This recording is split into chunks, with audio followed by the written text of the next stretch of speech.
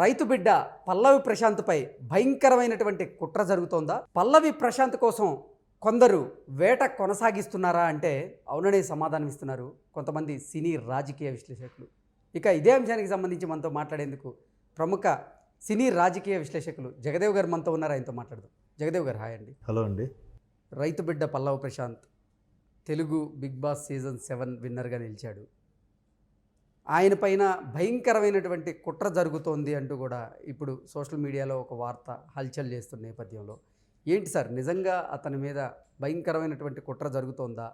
అసలు కుట్ర చేస్తున్న వాళ్ళు ఎవరు, ఎందుకు చేస్తున్నారు అంటే ఏం చెప్తారు? కుట్ర కాదండి, ఇది యాక్చువల్గా బిగ్ బాస్ సీజన్ 7 పేరు తగ్గట్టే ఉల్టా పల్టా. అది ఉల్టా పుల్టా అంటున్నారు కానీ పల్టా యాక్చువల్గా. సో అంత రివర్స్ గేమ్ ఉన్నట్టుగానే అనిపించింది చూసేటప్పుడు కూడా. సో పల్లవి ప్రశాంత్ మొదటి నుంచి కూడా ఒక సానుభూతి క్రియేట్ చేసుకోవడము, నేను రైతు బిడ్డ అన్నప్పుడు ఆయనకి అన్ని విషయాలు, అంటే ఇవన్నీ ఎందుకు చెప్తున్నానో చెప్తాను. రైతు బిడ్డ సామాన్యంగా వ్యవసాయం తప్ప వేరే అంశం తెలియని వ్యక్తి. ఎంత చదువుకున్నా, వాడు పోస్ట్ గ్రాడ్యుయేట్ అయినా వ్యవసాయం చేసినప్పుడు బయట సామాజిక విషయాలు కానీ కల్చర్ కానీ తెలిసే అవకాశం ఉండదు. బట్ ఫోన్లో, టీవీల్లో, సినిమాల్లో చూసేది వేరు, డైరెక్ట్గా ఆ కల్చర్ని అనుభవించేది వేరు ఉంటుంది.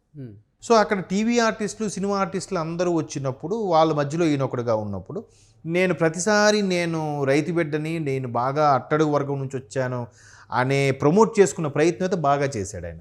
సో ఆ ప్రయత్నంలోనే ఇప్పుడు ఎంత ప్రయత్నం చేసుకున్నా సరిగ్గా పెర్ఫామ్ చేయకపోతే తనకెందుకు ఇవ్వాలి కదా. నెక్స్ట్ అసలు పోనీ ప్రేక్షకుల కోరిక మీదకే వచ్చింది అనుకుందాం కాసేపు. ఫైనల్కి వెళ్తారు లాస్ట్ వీక్ ముందు వరకు కూడా ఎక్కడో 3rd ప్లేస్లో 4th ప్లేస్లో ఉన్న పల్లవి ప్రశాంత్ ఒక్కసారిగా శివాజీ గారిని బీట్అవుట్ చేసుకొని డబుల్ స్కోర్కి ఎలా వెళ్ళిపోతారు? అది ఎంతవరకు కరెక్ట్ న్యాయం అనేది అది క్వశ్చన్ మార్క్. నెక్స్ట్ 2nd ప్లేస్లో ఓటింగ్ ప్రకారం శివాజీ గారు 2nd ప్లేస్లో ఉన్నారు. 2nd ప్లేస్లో ఉన్నప్పుడు బట్ మొన్న అనౌన్స్మెంట్ రోజు 2nd ప్లేస్కి ఎవరు వచ్చారు? అమర్దీప్ వచ్చారు. మరి ఓటింగ్ ప్రకారం అయితే శివాజీ గారు రావాలిగా, అమర్దీప్ ఎందుకు వచ్చారు? ఇలాంటి క్వశ్చన్స్ అన్ని రైజ్ అవుతున్నప్పుడు అది ఒక బౌండెడ్ స్క్రిప్టు, డైరెక్టెడ్ తప్ప రియల్గా ఆడింది ఏం లేదు. ఎందుకో ఆయన రైతు బిడ్డ ఒక కింద స్థాయి నుంచి వచ్చిన వ్యక్తి కాబట్టి ఆయనకి ఇస్తే బాగుంటుందని పెద్దలు డిసైడ్ చేశారేమో, ఇచ్చేశారు. సో అది చాలామందికి నచ్చలేదు. ఇంకొంతమందికి అది నచ్చింది, లేదు ఆడే కరెక్ట్, ఆయనకే కరెక్ట్ అని అనుకున్నారు. ఎందుకంటే ప్రతిదీ కూడా ఏడుస్తూ ప్రతిదానికి ఫీల్ అయిపోయి పెర్ఫామ్ చేస్తే దానికి శివాజీ గారు లాంటి వాళ్ళు సపోర్ట్ చేయడం వల్ల కూడా శివాజీ గారి మైండ్ గేమ్ కూడా ప్రశాంత్కి యాడ్ అయిందని నేను అనుకుంటున్నాను. సో అలాంటి నేపథ్యంలో ఏమైందంటే ఆ రోజు విన్నర్ అయిన తర్వాత అడ్డపడ్డ స్టూడియోస్ దగ్గర బయటికి రావడము, ఫ్యాన్స్ హంగామా చేయడము, అప్పటికి పోలీసులు హెచ్చరించారట. సార్ ఇట్లా ఇబ్బంది అవుతుంది, లాండ్ ఆర్డర్ ప్రాబ్లం వస్తుంది అని అన్నా కూడా ఫ్యాన్స్ అన్నాక ఆయనకి అంటే ఏమి తెలియనివాడు కదా, కానీ ఫ్యాన్స్ ఇవన్నీ మళ్ళీ తెలుసు ఆయనకి. బరాబర్ ఫ్యాన్స్ అన్నాక ఉంటారు, వాళ్ళ ఆనందం మనం ఎందుకు కాదనాలి అన్నట్టు కూడా మాట్లాడారంట. బట్ చెల్లాచెదురు చేశారు. ఎవరైతే లోపల ఆయనతో పాటు పోటీగా నామినేషన్ ఆయనకి వేశారో అటువంటి వాళ్ళ కార్లు బదలగొట్టారు. బట్ ఈ ఫ్యాన్సే బదలగొట్టారా లేకపోతే యాక్చువల్గా ఫ్యాన్స్ కొడితే ఈయనకి సంబంధం లేదు, వాస్తవమే.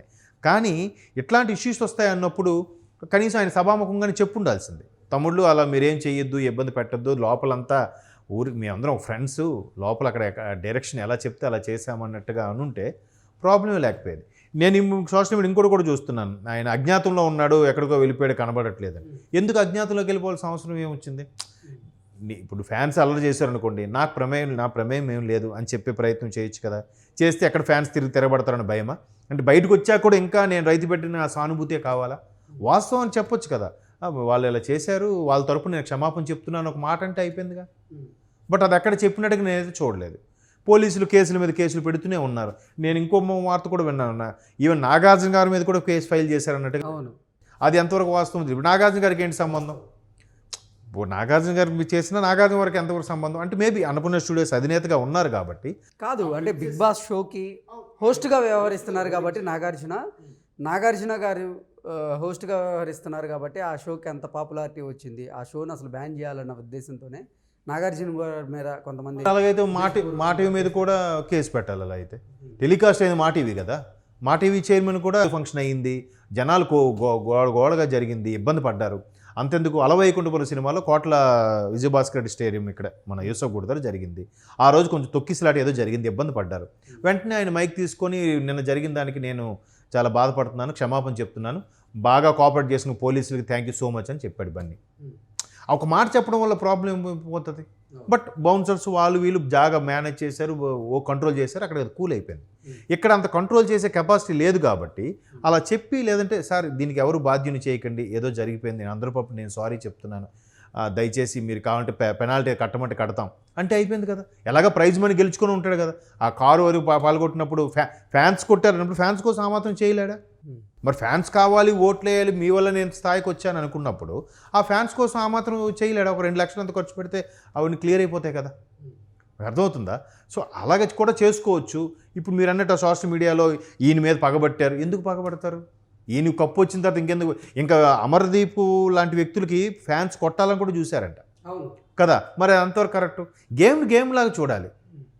అతని కారు మీద రాళ్ళు రువ్వారు, అలాగే అశ్విని కారు మీద రాళ్ళు రువ్వారు. గీతూ రాయల్ గత సీజన్లో చేసినటువంటి ఆవిడ ఇప్పుడు బిగ్ బాస్ బజ్కి హోస్ట్గా వ్యవహరిస్తున్నారు.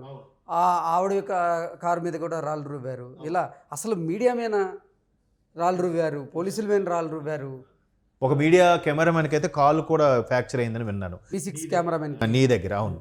సో అంటే రకరకాల పోలీసులకు కూడా ఎక్కడో ఏదో జరిగితే వీళ్ళు సఫర్ అవ్వడము. ఫ్యాన్స్ ఉండొచ్చండి, ఇష్టం ఉండొచ్చండి, పిచ్చి కూడా అవ్వచ్చండి, పిచ్చ ఉండకూడదండి. పిచ్చి నెక్స్ట్ లెవెల్ పిచ్చ. ఆ స్థాయికి వెళ్ళిపోయి మా వాడిని రాకుండా చేశారు, మా వాడిని ఇలా చేశారు, కుట్ర పన్నుతున్నారంటే ఇప్పుడు ఈ ఫ్యాన్స్కి ఈ తాలూకు ఫ్యాన్ బేస్ ఏదైతే ఉందో అది క్రియేట్ చేసింది. ఇదంతా కుట్ర పన్నుతున్నారు. ఎందుకు కుట్ర పన్నుతారు ఎవరు? ఆ యొక్క కుట్ర పన్ను లాభం ఏంటి? కప్పు వచ్చేసిందిగా, అమౌంట్ కూడా ఎంతో కొంత ఇచ్చుంటారుగా, వారానికి ఎంత ఇన్ని లాక్స్ అనేది లెక్క ఉంటుంది కదా. మరి అమౌంట్ వచ్చింది, ప్రైజ్ మనీ వచ్చింది, ప్రైజ్ మనీతో పాటుగా కారు వచ్చింది, కారుతో పాటుగా జ్యువెలరీ వచ్చింది, జ్యువెలరీతో పాటుగా ఒక ఫ్లాట్ కూడా వచ్చింది అని చెప్తున్నారు. ఏదో ఒకటి ఇప్పుడు నేను రైతు బిడ్డ కష్టపడి బరాబర్ అనుకుంటే ఎందుకు అజ్ఞాతంలోకి ఎందుకు వెళ్ళిపోవాలి? ఒక క్షమాపణ చిన్న చెప్పేస్తే అంత క్లియర్ అయిపోద్ది కదా. లేదా పోలీసు వాళ్ళకి సార్ మీకు ఇబ్బంది పెట్టాం, ఏంటి మీకు ఏం నష్టం జరిగింది, లేదా పోలీసులకు జరిగిన నష్టపరిహారమా, లేదంటే అందరూ విత్డ్రా చేసుకున్నాను, ఎవరు పెట్టారు చెప్పండి, వాళ్ళకి వెళ్ళి నేను రిక్వెస్ట్ చేసుకుంటాను అంటే ఇంకో ఆయన మీద అభిప్రాయం పెరుగుతుంది. మరి లోపల ఒక్కొక్కడికి జబ్బెత్తేసి మరి నామినేషన్ వేసి గట్టిగా మాట్లాడిన వ్యక్తి ఇప్పుడు బయటకు వచ్చాక మాట్లాడు. నీ ఒరిజినల్ క్యారెక్టర్ అదే కదా, మరి బయటకు వాళ్ళు ఎందుకు మాట్లాడు? లోపల కేవలం నీ సానుభూతి కోసం మాట్లాడావా, నువ్వు గెలవడం కోసమే మాట్లాడావా? అంటే నీ ఒరిజినల్ క్యారెక్టర్ అది కాదా? మీకు అర్థమైందా? సో అలాంటి ఇవన్నీ కాంట్రవర్సీకి వెళ్ళిపోతాయి. కానీ ఎవరు ఎందుకు కుట్ర పన్నుతారండి? పోనీ కుట్ర పన్నారనుకుంటే ఇప్పుడు అమరు మీరు అన్నట్టు గీతు, తర్వాత శోభా శెట్టి వాళ్ళ మీద కుట్ర పడినట్టు కనిపిస్తోంది. ఈయన బాగానే సేఫ్గా ఉన్నాడుగా, లాస్ట్ వరకు వచ్చి వాళ్ళు బ్యాడ్ అయిపోయారు పాపం. ఈయన బాగానే ఉన్నాడుగా, కప్పు కొట్టాడుగా, ఇన్ని మెరిట్స్ వచ్చాయిగా. సో ఈ ఫ్యాన్స్ కూడా కొన్నిసార్లు పిచ్చ స్థాయికి వెళ్ళకూడదని నా అభిప్రాయం. ఏదోలేండి ఈ సీజన్ వరకు, తర్వాత ఫ్యాన్స్ ఎవరు ఉంటారో ఎవరు ఉండరో, ఎవరు గుర్తుంటారో లేదో, దానికి ఒక ఫ్యాన్ బేస్ మాట్లాడాడు, ఆయన స్టేట్మెంట్ ఇచ్చారు. అదే నాగార్జున గారు 5 సీజన్ నుంచి ఆయనే హోస్ట్గా చేస్తున్నారు. ఏమనుకోవాలి చెప్పండి. సో ఇంకంతే. Okay sir, thank you so much.